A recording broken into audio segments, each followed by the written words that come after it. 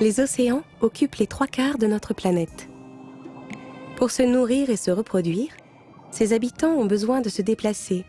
Et dans ce domaine, absolument tout est possible.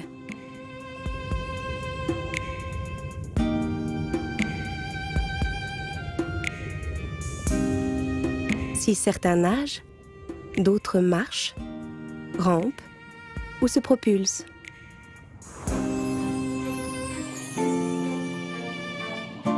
Plongeons-nous dans l'univers de ces créatures marines, des plus ordinaires aux plus étranges, des plus statiques aux plus dynamiques, des plus lentes aux plus rapides.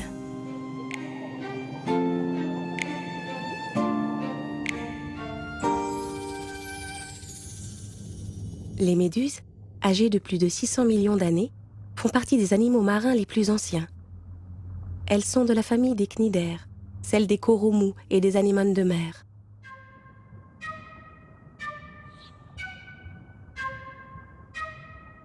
Les méduses ont une façon bien à elles de se mouvoir, en se laissant d'abord dériver lentement au gré des courants. Puis, de temps en temps, elles contractent les muscles de leur calotte supérieure, appelée ombrelle, pour se diriger.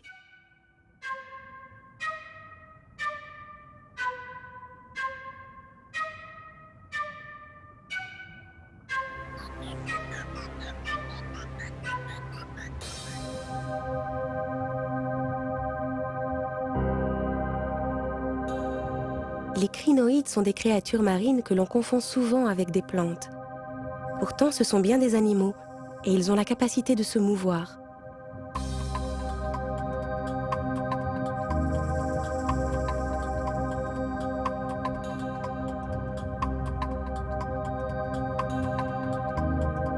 Accrochés le plus souvent à leur support par de petites pinces, ils peuvent se décrocher, déployer leurs bras en éventail et se mettre à nager. Les ondulations des bras donnent l'impression de les voir voler.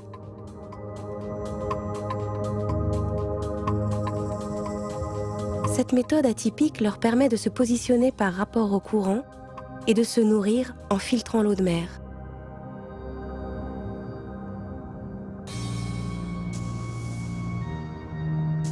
De la même famille que les crinoïdes, les étoiles de mer, les oursins et les holothuries ont adopté des méthodes différentes pour se mouvoir. Ils se déplacent à l'aide de pieds à l'allure de petites échasses.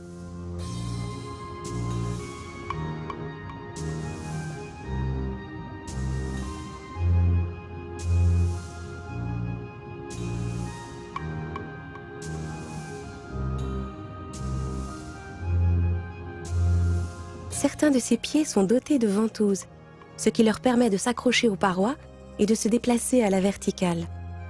Ainsi, aucun obstacle ne peut leur résister. Autre étrangeté qui se déplace sans en avoir l'air, les nudibranches. Ils appartiennent à la famille des escargots et des limaces, et comme eux, évoluent en rampant selon des mouvements très lents. Cette reptation se fait sur un organe très musclé que l'on appelle le pied.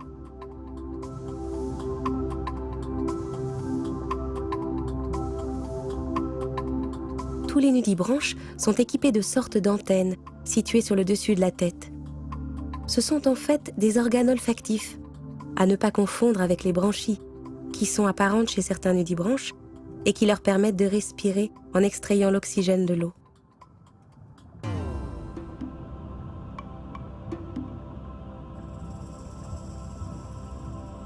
Les vers plats, quant à eux, cherchent à se faire passer pour des nudibranches. C'est en observant leur manière de se déplacer que l'on peut les démasquer. Les nudibranches ont des mouvements très lents et rampants, tandis que les vers plats donnent l'impression de glisser en ondulant de tout leur corps. Leur peau est tapissée de cils très fins, invisibles à l'œil nu, qui sont constamment en mouvement, ce qui leur donne cet aspect ondulant.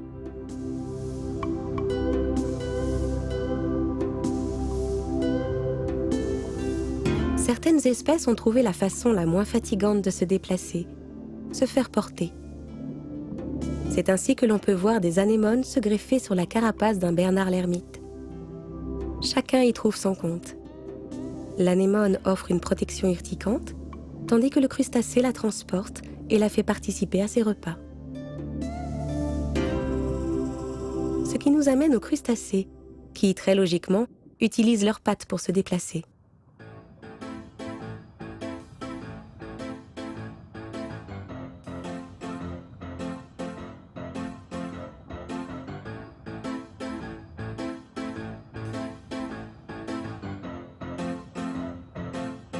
Mais ce n'est pas si simple. Comme ils ont souvent beaucoup de pattes, toutes n'ont pas la même fonction. Ainsi, les crevettes ont parfaitement intégré la répartition des tâches.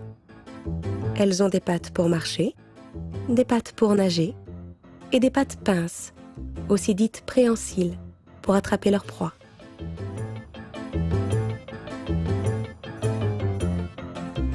Chez les crevettes nettoyeuses, ces pattes préhensiles leur servent à faire leur travail. Ces crevettes officient dans ce qu'on appelle des stations de nettoyage, où les poissons viennent se débarrasser de leurs parasites.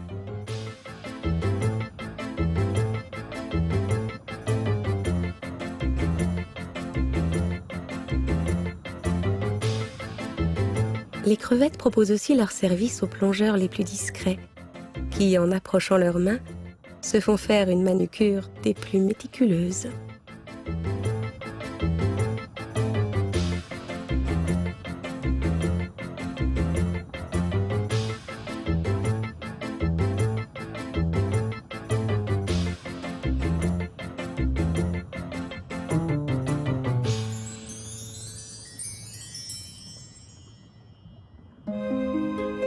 Au royaume du déplacement à pattes, il y a bien sûr la tortue marine. Ses pattes ressemblent à des palmes qui brassent l'eau simultanément. Et donc la tortue nage en palmant. On leur fait une réputation de lambine. Mais dans l'eau, les tortues les plus rapides peuvent atteindre 35 km/h. En plus, les tortues sont loin d'être fainéantes. Surtout les femelles, qui ne peuvent pondre leurs œufs que sur la plage où elles sont nées. Mais comme celle-ci est souvent très éloignée de leur lieu de vie, les tortues sont contraintes à parcourir des centaines de kilomètres au milieu des océans, et ce, sans aucun repère visuel. Alors comment font-elles? Il a été récemment prouvé que les tortues marines se servent du champ magnétique émis par la Terre pour s'orienter. Un peu à la manière d'une boussole, ce système leur indique le cap vers leur site de ponte.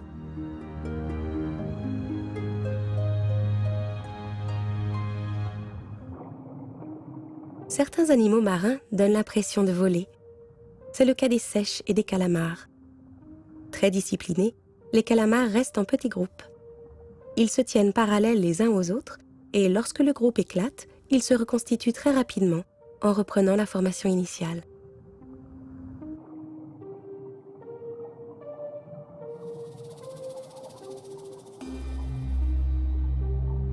En général, pour se déplacer, ils font onduler la fine nageoire qui entoure leur corps.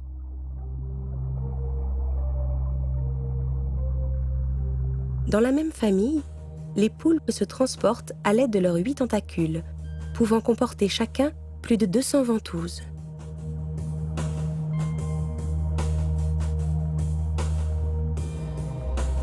Sous son œil torve, le poulpe dissimule la seconde intelligence du monde marin après le dauphin.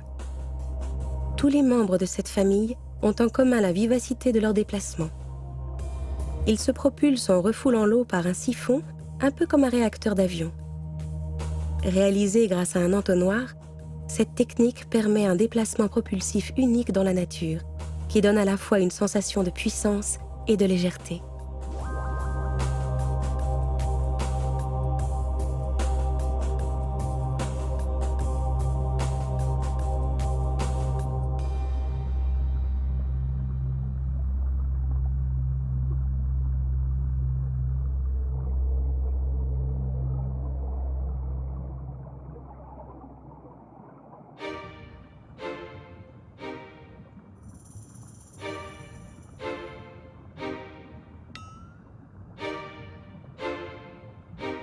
De haut en bas, de gauche à droite, les poissons semblent évoluer en apesanteur dans cet univers liquide.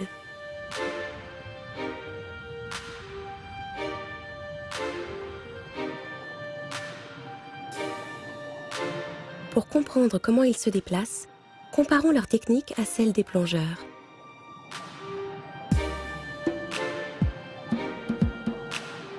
Le plongeur utilise la force de ses jambes associée à des palmes.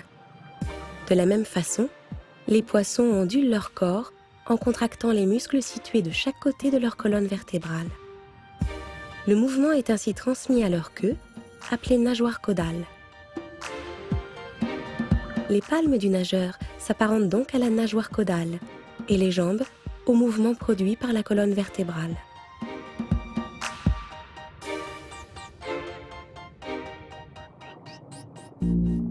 Une nageoire est un appendice muni de plusieurs rayons reliés entre eux par un voile. Vous aurez certainement remarqué que le nombre de nageoires varie selon les espèces.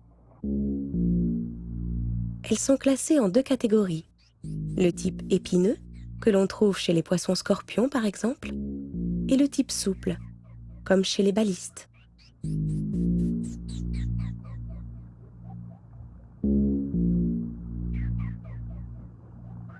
On peut imaginer que les bras du plongeur s'apparentent aux nageoires pectorales et ventrales.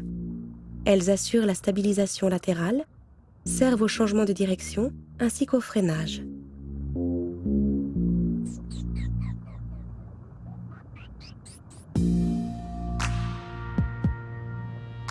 Les nageoires dorsales, un peu à la manière d'une dérive de bateau, ont pour rôle de neutraliser les roulis et les embardés.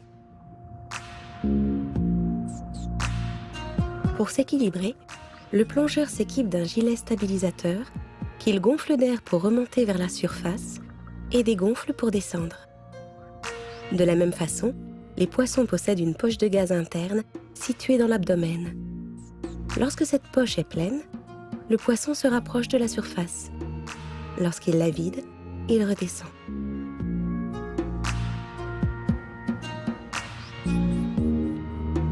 La quête de nourriture reste la motivation première des déplacements des poissons.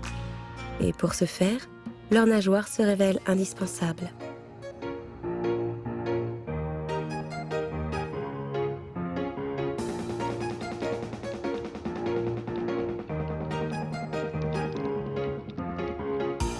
Le nombre de nageoires, leur forme et leur position varient considérablement d'une espèce à l'autre.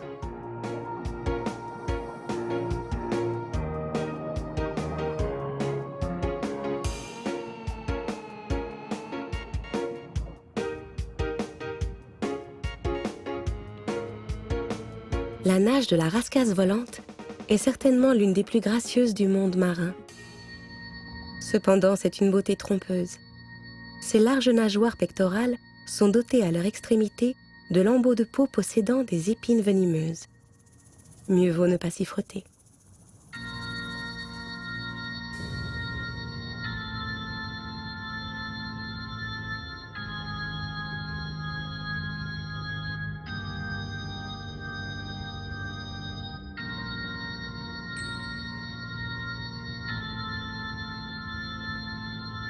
La nuit, la rascasse volante se déploie pour se transformer en un redoutable chasseur.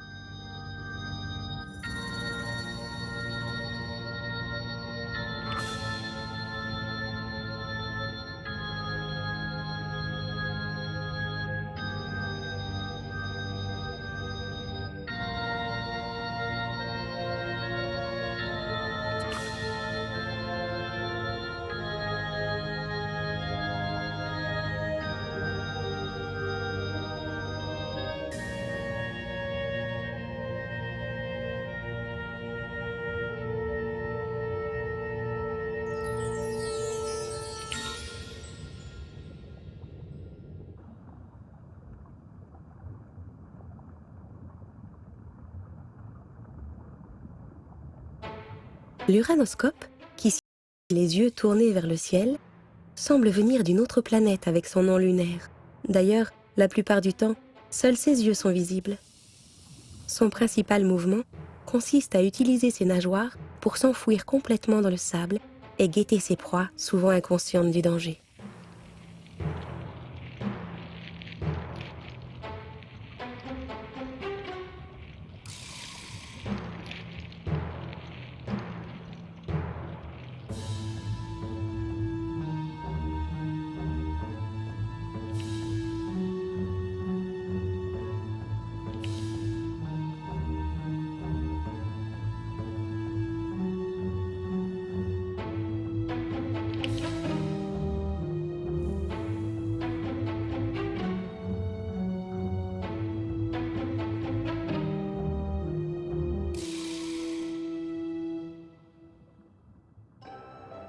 La nage du labre nettoyeur contraste avec le déplacement des autres poissons.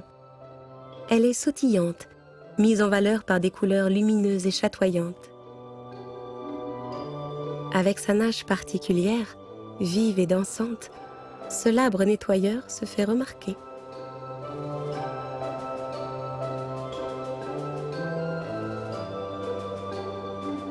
C'est un prestataire de service qui se propose, en échange de nourriture, de déparasiter ses congénères.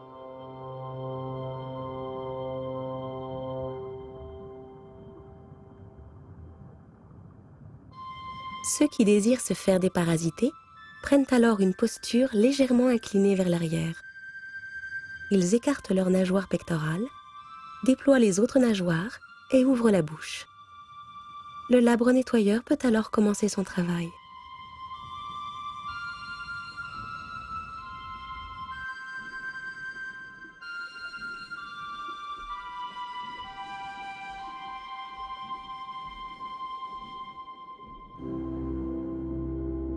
Ainsi nommé à cause de sa bosse frontale, le Napoléon nage tranquillement. C'est un habitant du récif, mais il aime venir dans le bleu à la rencontre des plongeurs.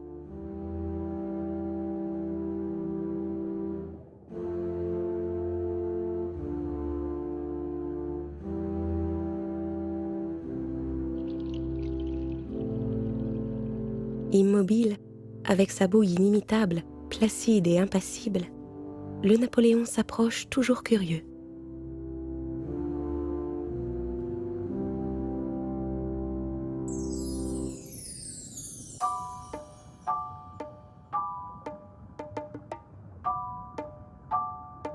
Si les formes originales de certains poissons attirent l'attention des plongeurs, elles leur permettent surtout d'effectuer des mouvements surprenants.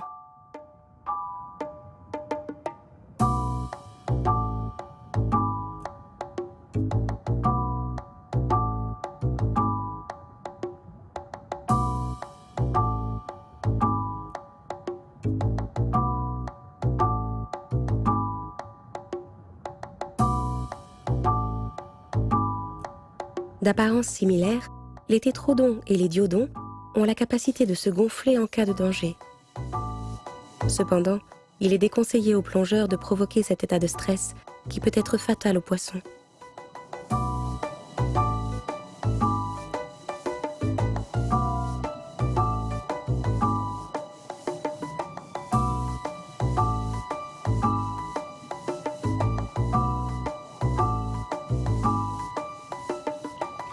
Les diodons possèdent de longues épines, alors que les tétrodons en sont dépourvus.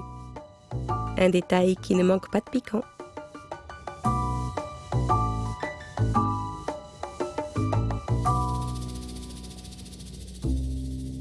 L'hippocampe, quant à lui, se déplace assez peu. Il préfère rester immobile, le plus souvent attaché par la queue, à attendre en embuscade les petits crustacés qu'il avalera par aspiration. L'hippocampe fait partie de la même famille que les poissons fantômes, qui restent assez méconnus.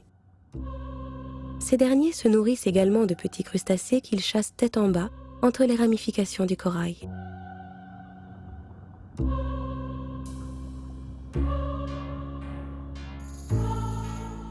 Chasseur solitaire, le poisson trompette se déplace furtivement. Il se poste souvent à l'affût, attendant d'éventuelles proies. Pour mieux se fondre dans le récif, le poisson trompette peut changer de couleur et se faire passer pour une branche de corail.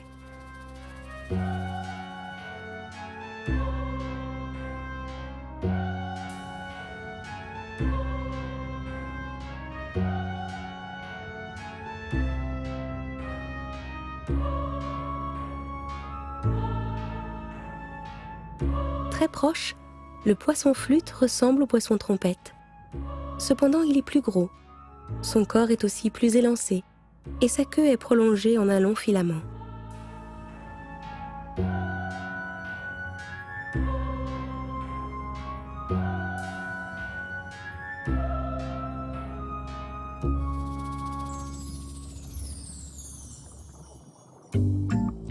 Sédentaire, l'anguille de mer est rivée à son terrier.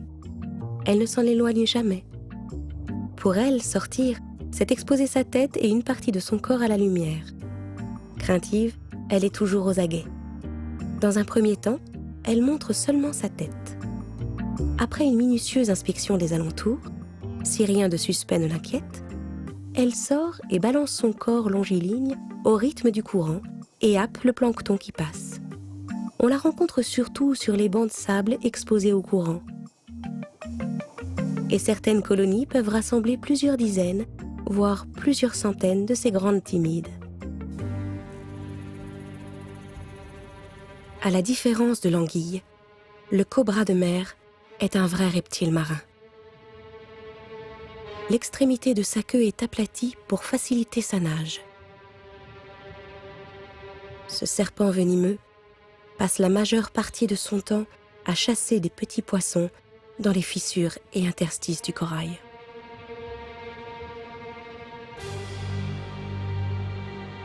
Le corps de la murène est robuste et légèrement comprimé latéralement.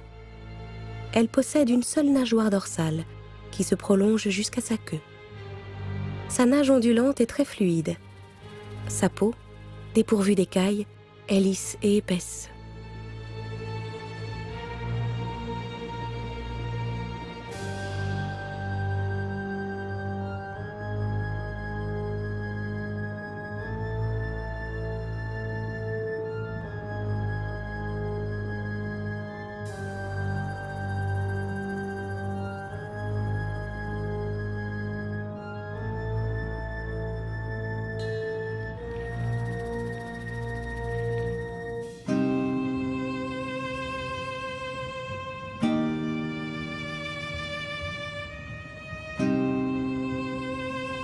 Pour se déplacer, les poissons possèdent un organe sensoriel appelé la ligne latérale.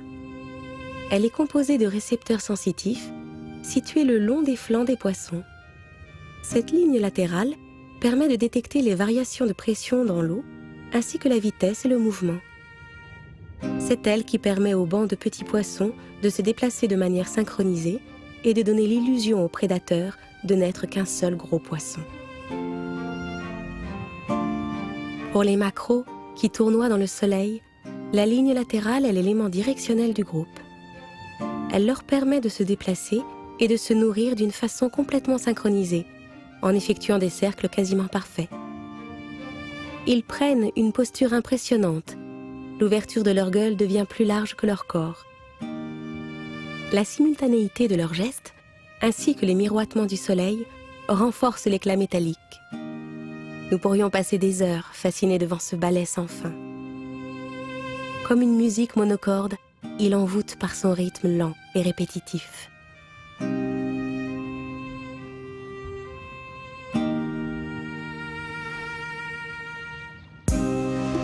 Les prédateurs se servent de la ligne latérale pour repérer leurs proies et les chasser.